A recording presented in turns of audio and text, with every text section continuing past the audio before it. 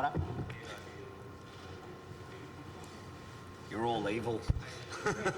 All three of you.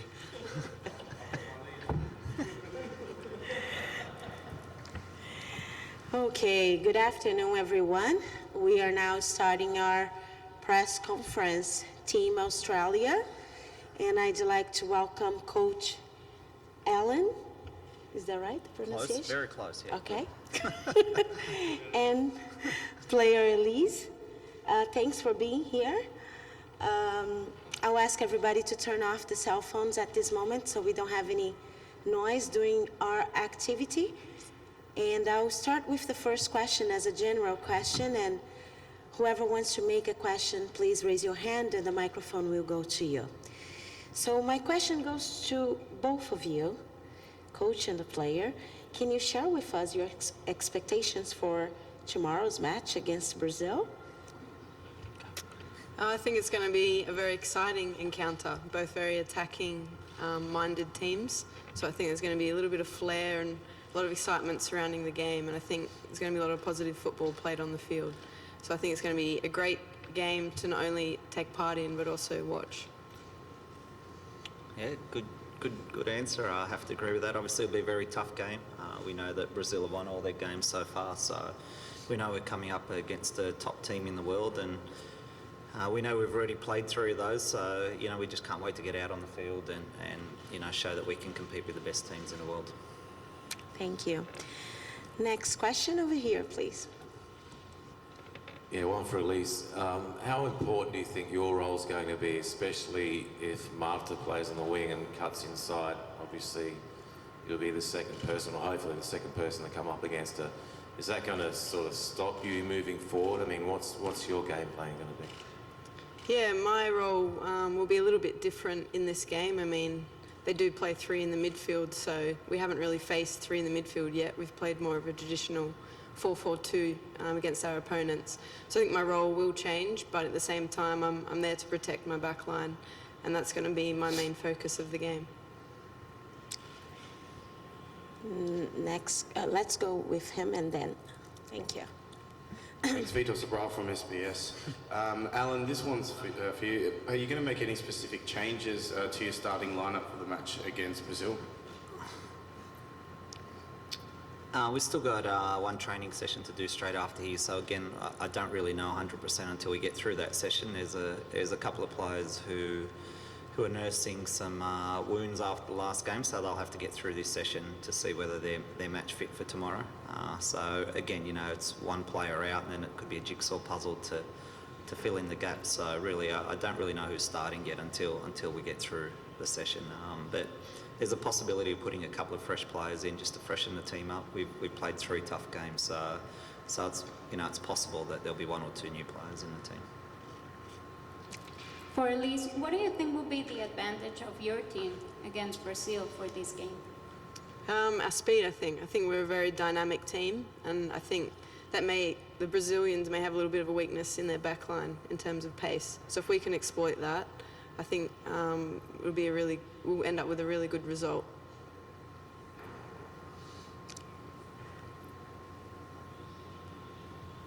Alan, the Brazilian coach and Marta as well actually said that the improvement in the Australian side is significant from the last time they played during the World Cup 4 years ago. They've had to analyse the whole team rather than just a few players as they did in 2011. How does that make you feel, and how do you feel coming up against them this time around?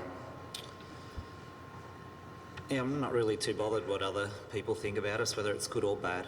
We're really just focusing on what we think about ourselves and how we approach the game. So, look, it's always great to hear compliments from opposition coaches or fans or media, but really it's all irrelevant. We're focusing on ourselves and what we can do to be the best we can be. We know we're coming up against a tough team with some world-class players. Obviously, the big three, Christian and Formiga and Marta, but there's a lot of other capable players in there. Their three midfielders are exceptional. The number 9 who's come into the team, Alves, is a good player. So we know we're coming up against a world-class team who have showed that they're unbeaten so far and won every game. But look, I'm confident in our team. We're battle-hardened now. As I said before, anyone who comes out of our group is battle-hardened and ready to come up against anything in the World Cup. So, I give Sweden every chance of beating Germany today as well, and I think USA will have a strong World Cup because of the preparation in the group phase. This question right here is for Elise. You guys have made it to this point. You've made it to the knockout rounds for the past 2 World Cups, but what's different about you guys this year that's going to help you potentially try to win this game and continue on in the knockout phase?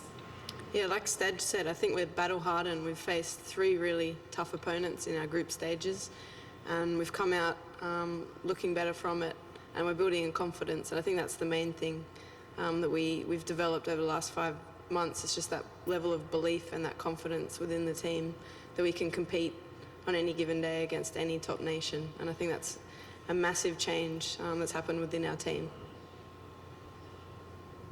Elise, I think you've gone from one side of the country to the other since you've been here. How is the team physically and mentally going into this game? Pretty well, I'm sure. The travel has been quite tough on us. I mean, the 3-hour time difference I've found quite challenging. Brazil's been based here, so they have that small advantage. But given that we came over straight after that final group game, we've had time to adapt, time to freshen up. We've had a few training sessions under our belt, and we'll be ready to go come tomorrow.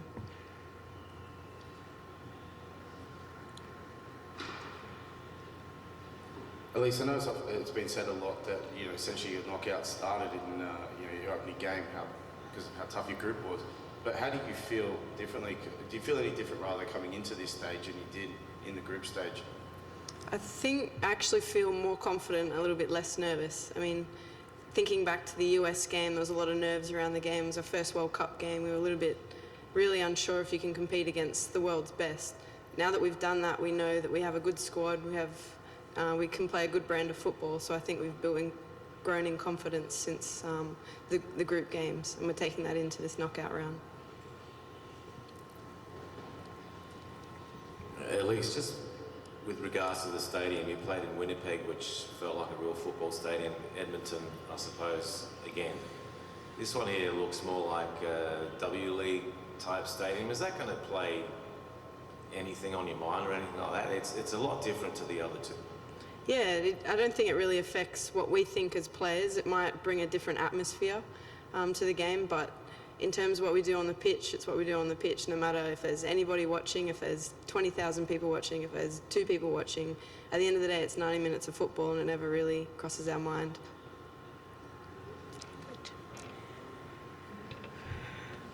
Elise, this is just actually something we were discussing earlier today.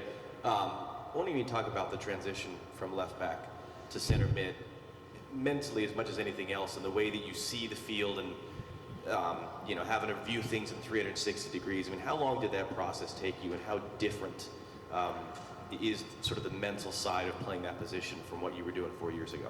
Yeah, it was a very big transition for myself. I got quite comfortable playing at left back, but as I progressed through my career, I transitioned into that central midfield role, and it was a steep learning curve. Took probably, I'd say, a good few seasons playing in that role to really get used to it, and I'm still learning. Stadge is still on my back all the time about it. You can never play a perfect game, and that's the main thing to remember, that you can always improve, and every game that we play, I'm always looking back at the video and analysing and seeing where we can improve. And that's mainly in terms of my positioning and distribution. If we can get that perfect, then the team will really benefit from it. Let's go to our last question. Over here, please. Yeah, they have a practice. Alan, you've coached some big games at club level before, as well as internationals with the Asian Cup. Is this the biggest game of your career? And if so, how do you feel being in this position? I feel fine, actually. And I think we've discussed this as a group. I think you really and truly get nervous and sort of over-aroused when you know you haven't done the preparation and when you think you're not good enough. But I think with the work that this team's done and the preparation that we've done, I feel calm and relaxed because I know we've done everything we could possibly do to be as good as we can. And our goal when we started the preparation was to go into any given match and really and truly be at least a 50-50 chance of winning that match. Not go in as, in awe of the opposition or hope to get a lucky win. we're in the knockout stages. Australia's never won a knockout match in the men's or women's World Cup, so it's a big game for the country. But for us, I truly believe if we play our best football, we'll be the winners tomorrow. Sorry, I thought the train would start at 2:30, but it's 3 o'clock, so we still have time, so we can have more That was my questions. best answer. I thought it was the last one.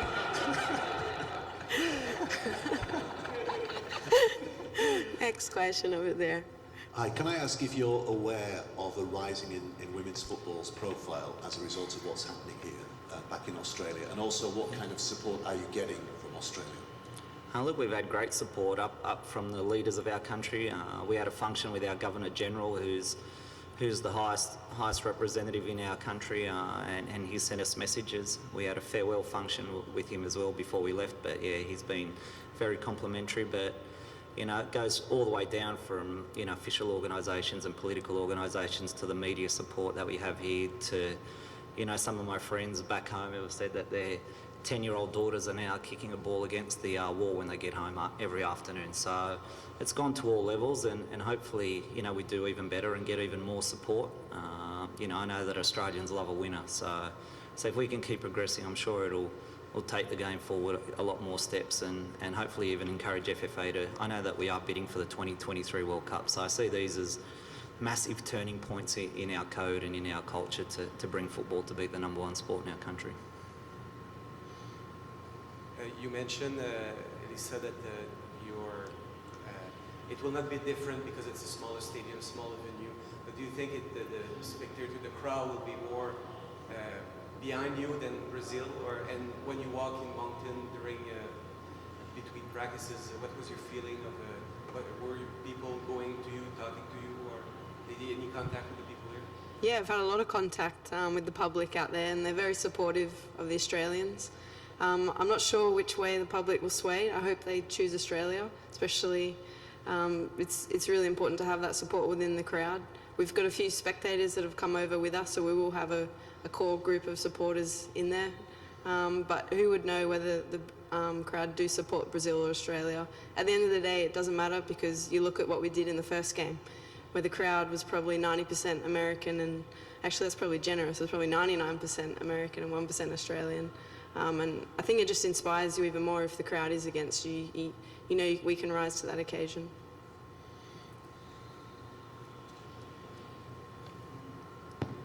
For Elise, just following what Stach said about the support generated from Australia, in the women's game, do you think that it's a bit left field? Do you get a fair go? And what would you like to see improve on your behalf to help the women's game sort of step ahead?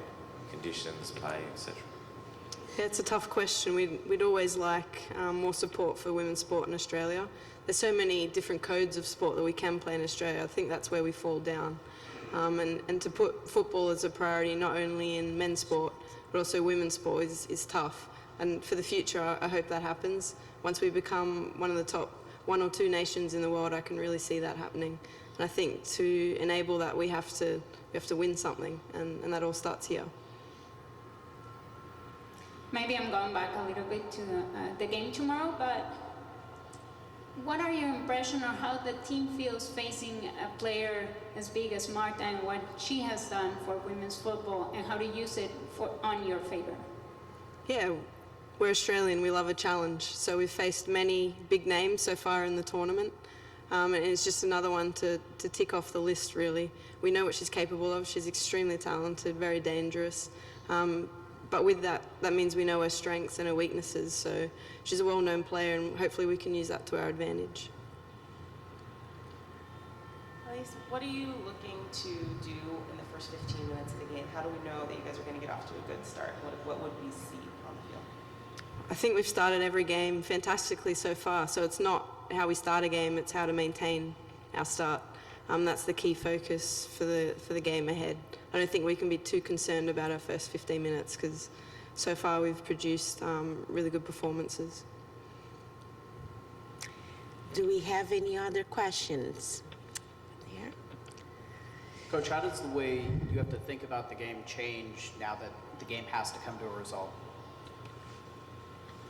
Well, quite obviously, you have to manage your substitutions a little bit differently if there's an impending draw. But obviously, it's just part and parcel of the game. You know, if the game looks like it's, you know, petering to a draw, obviously you might manage your substitutions different. I know we got some real weapons in attack that we could bring on in extra time if that was required, but really, you know, they're all plans you put in place regardless of whoever you play, and sometimes you stick to those plans and sometimes you change it depending upon what happens in the game. But obviously there's a potential of 120 minutes and a penalty shootout, so you want your key players out there then when it matters. So that'll certainly be a consideration when we name the squad tomorrow.